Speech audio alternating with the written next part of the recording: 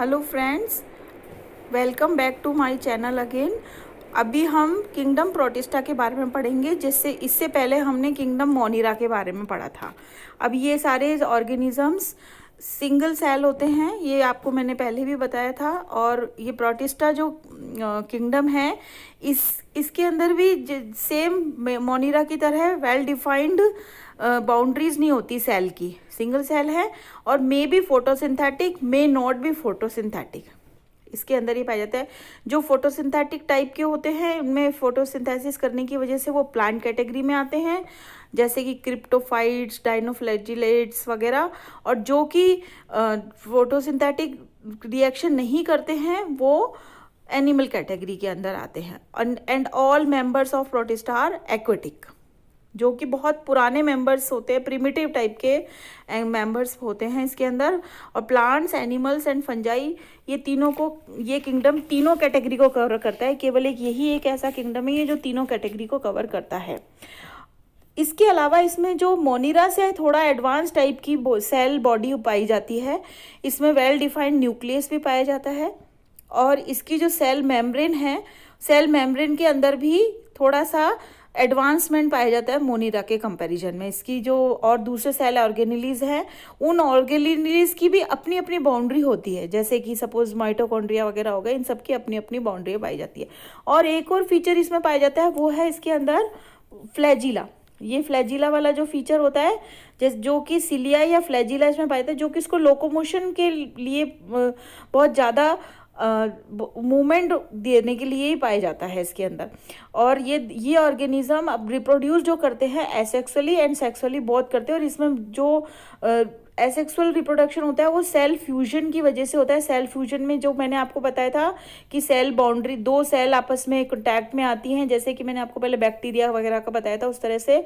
और उनका जो सेल का इंटरनल मटेरियल है, यानी कि सेल मटेरियल या सेल का जो साइटोप्लाज्म वगैरह, वो आपस में एक्सचेंज होता है। न्यूक्लियस जो कि इनके डीएनए, आरएनए वगैरह को एक्सचेंज करके ये नए ऑर्गेनिज्म बना लेता है। या फिर ये जाइगोट का फॉर्मेशन करते हैं। जाइगोट फॉर्मेशन मोस्टली जब पाया जाता है जबकि इनकी जिनकी अनफेवरेबल कंडीशंस होती है तो वे उसमें पड़े रहते हैं ये, और फिर जब फेवरेबल कंडीशन आती है तब ये वापस से फिर बढ़ जाते हैं। ये चीज़ पाई जाती है इसके अंदर। तो अब नेक्स्ट इसके बाद आता है इसके अंदर क्राइसोफाइट्स जो ऑर्गेनिज्म होते हैं, वो ऑर्गेनिज्म किस तरह के होते हैं, आपको ये इसके अंदर डायटम्स या गोल्डन एल्गी पाई जाती है। क्राइसोफाइट्स को हम बोलते हैं डायटम। इसके अंदर mostly diatoms and golden algae पाई जाती है। और ये बहुत ज़्यादातर ये फ्रेश वाटर में पाए जाते हैं। मैराइन वाटर यानी कि सॉल्टी वाटर में कम पाए जाते हैं, और ये केवल माइक्रोस्कोपिक ऑर्गेनिज्म होते हैं। इसके अलावा इन जो वाटर करेंट्स में बहते हैं वो प्लैंकटॉन्स होते हैं। प्लैंकटॉन्स मोस्टली प्लांट कैटेगरी में होते हैं और ये फोटोसिंथेटिक रिएक्शन करते हैं। इनके अंदर डायटम्स, जो इसी क्राइसोफाइट्स के अंदर जो डायटम वाली कैटेगरी होती है, उसमें 2 थिन ओवरलैपिंग शेल्स होते हैं। छोटे छोटे जो सेल वॉल होती है वो आपस में एक, जैसे सोप का बॉक्स होता है, आप सोप के बॉक्स को आप एक जैसे खोलते हो सोप के ढक्कन को, तो उसमें 2 में स्प्लिट हो जाता है, वो इस तरह से ये स्प्लिट हो जाते हैं ये शेल। और इनकी एक और खासियत ये होती है कि इनकी सेल की वॉल के अंदर सिलिका एम्बेडेड होता है। सिलिका जिससे कि ये इंडस्ट्रक्टेबल हो जाते हैं, यानी कि आसानी से टूटती नहीं है ये वाटर करेंट्स में बहते टाइम, जैसे कि इनको वाटर करेंट्स के प्रेशर से टूटे यही करे, ये सब कुछ इनके साथ नहीं होता है। और अपने रिप्रोडक्शन से ये अपने इतने नंबर बढ़ा लेते हैं कि जैसे कि ये एक हैबिटेट में जिसमें भी रहते हैं वहाँ पर अक्यूमुलेट होते चले जाते हैं, इकट्ठे होते चले जाते हैं, और पूरी की पूरी जो एरिया है उसको कवर कर लेते हैं। जो इसको हम कहते हैं डाईएटोमेशियस अर्थ। डाईएटोमेशियस अर्थ, ये डायटम्स के बारे में जो आपको बता रही हूँ, ये पूरा वहाँ पर इस तरह से इकट्ठे हो जाते हैं और वहाँ पर जाकर के वो अपनी पूरी एक कॉलोनी बनाना और वहाँ उनके साथ ये रहते हैं। फिर इनका मेडिसिनल यूज़ भी होता है, इनके अदर यूजेस भी होते हैं, जैसे सॉइल को पॉलिश करने के काम में आते हैं, पॉलिशिंग में ये यूज़ हो रहे हैं, ये पॉलिशिंग में यूज़ होते हैं, फिल्ट्रेशन में यूज़ होते हैं। इसके अलावा ऑयल बनाने में भी इनको यूज़ किया जाता है। और मेडिसिनल यूज़ होता है जो कि सिरप्स बनते हैं, सिरप्स जैसे कफ सिरप वगैरह, उनमें इनको यूज़ किया जाता है। तो डायटम जो होते हैं ये बहुत ज़्यादा चीफ प्रोड्यूसर्स है, ओशियनिक हैबिटेट में ये रहते हैं।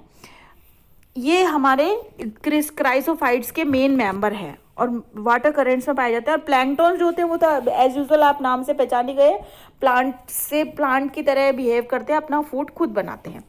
नेक्स्ट इसमें आता है कि किंगडम प्रोटिस्टा का डायनोफ्लैजिलेट्स। डायनोफ्लैजिलेट्स में जैसा कि मैंने आपको बताया कि यहाँ पर जो डायनोफ्लैजिलेट में ये पिक्चर आपको नहीं इसके अंदर दिखाई दे रही है, आप अपनी बुक से देख सकते हैं इस पिक्चर को। ये बहुत सारे कलर्स में पाए जाते हैं, जैसे येलो, ग्रीन, ब्राउन, ब्लू, ये सब डिपेंड करते हैं कि इनकी बॉडी के अंदर किस तरह का पिगमेंट पाया जाता है।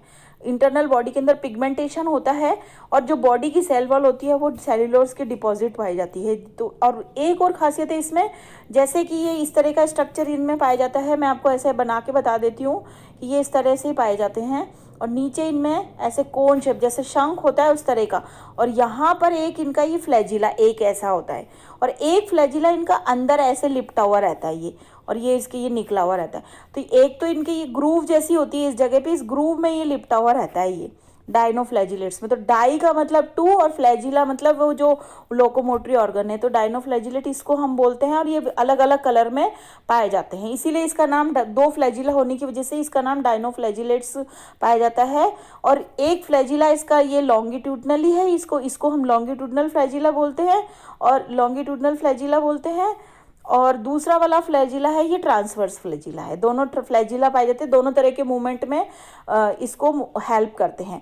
और इन डायनोफ्लैजिलेट्स के भी बहुत सारे एग्जाम्पल होते हैं, जैसे गोनियोक्स लॉक्स, और ये बहुत रैपिड मल्टीप्लाई करते हैं और रेड कलर के होते हैं, क्योंकि ये तो जैसे सी के ऊपर अगर ये होते तो सी के ऊपर ऐसे फ्लोट करते, तो ऐसा लगता है कि जैसे रेड कलर, जब पानी जब सी का बहता है तो टाइड आता है, तो ऐसा लगता है कि जैसे कि रेड टाइड आ गया हो। जो रेड टाइड आपको ऐसे बुक में दिखाई दे रहा है, तो ये नंबर ऑफ बहुत सारे। और इनके साथ एक और खास बात है कि ये थोड़े टॉक्सिन्स रिलीज करते हैं, मतलब थोड़े हार्मफुल टॉक्सिन्स आ जाते हैं, जिसमें कि जो मैराइन एनिमल है उनको ये किल कर देता है, मैराइन एनिमल की लाइफ को हार्म पहुंचाता है, जो कि बहुत डेलिकेट कैटेगरी की फिशेज और दूसरे ऑर्गेनिज्म होते हैं वो मर जाते हैं इनके टॉक्सिन्स की वजह से।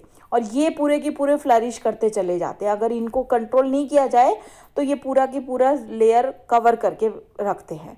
तो थोड़ा सा ये हार्मफुल भी होता है, और इनकी कोई मेडिसिनल यूज़ इनका नहीं होता है।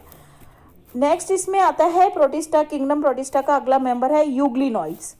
यूग्लिनॉइड्स, जैसा कि मैंने आपको पहले भी बताया था कि ये मेजॉरिटी फ्रेश वाटर ऑर्गेनिज्म की होती है।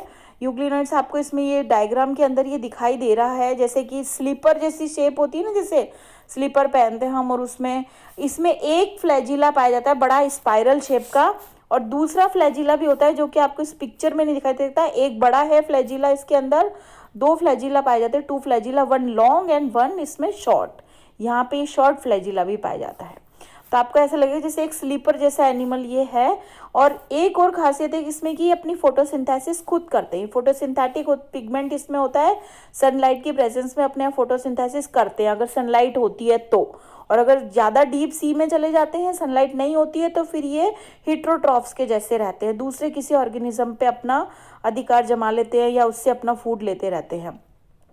इसलिए इसमें ये इंटरेस्टिंग बात ये होती है कि पिगमेंट जो यूग्लिनॉइड्स के होते हैं वो ऐसे पिगमेंट होते हैं जो कि थोड़े बहुत हायर कैटेगरी के, जैसे कि क्लोरोफिल वगैरह उस तरह की पाए जाते हैं। तो ये हमारा ऑर्गेनिज्म है जिसका नाम इसका नाम है यूग्लिना बोलते हैं इसको। ये बहुत ही कॉमन ऑर्गेनिज्म है इसके अंदर, और ये जैसे टाइम इसको होता है, जैसी इसकी फेवरेबल कंडीशन होती है, फोटोसिंथेसिस करता है, नहीं तो फिर ये हिट्रोट्रॉफ्स की तरह रहता है। इसके नेक्स्ट आता है स्लाइम मोल्ड्स। स्लाइम मोल्ड्स जो होते हैं वो सैप्रोफिटिक प्रोटिस्टिन्स होते हैं। ये स्लाइम का मतलब ये ऐसे रहते हैं जो कि दूसरे के ऊपर डिपेंडेंट होते हैं, ये अपना खुद नहीं बनाते। और ये सूटेबल कंडीशन अगर नहीं होती, सूटेबल कंडीशन हो चाहे नहीं हो, ये अपने आप को इस तरह से करके रखते हैं। ये स्लाइम मोल्ड आपको बुक में डायग्राम दिखाई देगा। और इसके अंदर क्या पाया जाता है कि जो कैटेगरी होती है इनकी, ऐसे जैसे इनकी की सेल वॉल जो होती है वो डबल होती है इसमें, इस तरह की इनकी, और ऐसे इनकी सेल वॉल होती है और अंदर ये पिगमेंटेशन या ये सब बिखरा हुआ इसमें रहता है। इनके सेल ऑर्गेनेलीज इस तरह के बिखरे हुए रहते हैं। ये होता है आपका स्लाइम मोल्ड रहता है। और इसके अलावा ये जो इसका जो प्लाज्मोडियम आता है अनफेवरेबल कंडीशन में, ये क्या करता है अपनी बॉडी को उसके ऊपर ऐसे फ्रूट जैसे ऐसे निकाल देता है, जैसे ऐसे एक और फ्रूटिंग बॉडी बनाता है। ये इनका रिप्रोडक्शन, और यहाँ से डिटैच हो जाती है। थोड़े टाइम तक ये बड़ी होती जाती है, साइज में बढ़ती जाती है और फिर थोड़े टाइम बाद यहाँ से डिटैच हो जाती है। तो ये वाले जो स्पोर्स होते हैं, ये जो यूग्लिन, ये जो आपके स्लाइम मोल्ड्स होते हैं, ये स्लाइम मोल्ड्स एक्सट्रीमली रेजिस्टेंस होते हैं। काफ़ी सालों तक अगर इनको फेवरेबल कंडीशन नहीं पड़ेंगी तो ये ऐसे ही पड़े रहेंगे एडवर्स कंडीशन में। और फिर अपने ये स्पोर्स बना के या फिर अपनी बॉडी बना करके, एक्स्ट्रा फ्रूटिंग बॉडी बना करके, ये अपना वो जो होता है रिप्रोडक्शन करते हैं और अपनी नंबर बढ़ाते रहते हैं। बस सिंपल इनका यही पाया जाता है। और इनकी बॉडी जो होती है वो बहुत ज़्यादा ही इस तरह की होती है कि इसकी अपनी कोई बहुत ख़ास शेप नहीं होती है। बस ये एक ट्रू वॉल जैसी इनकी सेल वॉल होती है और अंदर सेल मटेरियल पाया जाता है, बस दैट्स इट। नेक्स्ट आता है प्रोटोजोअन्स। प्रोटोजोअन्स इससे थोड़ा सा एडवांस होते हैं। प्रोटोजोआ में मैंने आपको बताया था कि प्रोटोजोआ तो हार्मफुल और यूज़फुल दोनों तरह के होते हैं।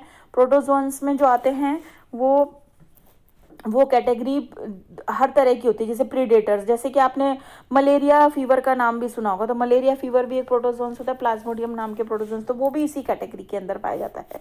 अभी हम इसमें पढ़ेंगे इसकी जो कैटेगरी होती है, 4 तरह की कैटेगरी होती है इसके अंदर। नंबर 1 है इसके अंदर, नंबर 1 है अमीबॉइड प्रोटोजोन। अमीबॉइड प्रोटोजोन जो होते हैं वो मोस्टली सॉइल के अंदर होते हैं। जैसे छोटे बच्चे मिट्टी वगैरह खाते हैं, या कि कोई एनिमल जिनके इस तरह की जो होती है, जो छोटे एनिमल्स में भी जो छोटे बेबीज़ वगैरह होते हैं उनके अंदर वो सॉइल के साथ या किसी इस तरह की जो एक्वेटिक गंदे पानी के साथ जो चीज़ चली जाती है, तो उससे ये अमीबॉइसिस नाम के डिजीज़ क्रिएट करते हैं। और इसके अलावा सिलिका शेल्स होता है, इनका अपना सेल होता है जो सिलिका शेल होता है, और उससे ये अपने आप को ये कवर करके रखते हैं। इनकी बॉडी कवर होती है। इसी में अमीबा की भी एक और तरह की और हार्मफुल पैरासिटिक कैटेगरी है, वो है एंट अमीबा। एंट अमीबा बहुत सारे डिजीजेस क्रिएट करता है, जो कि अब आप थोड़ी सीनियर क्लास के अंदर पढ़ेंगे।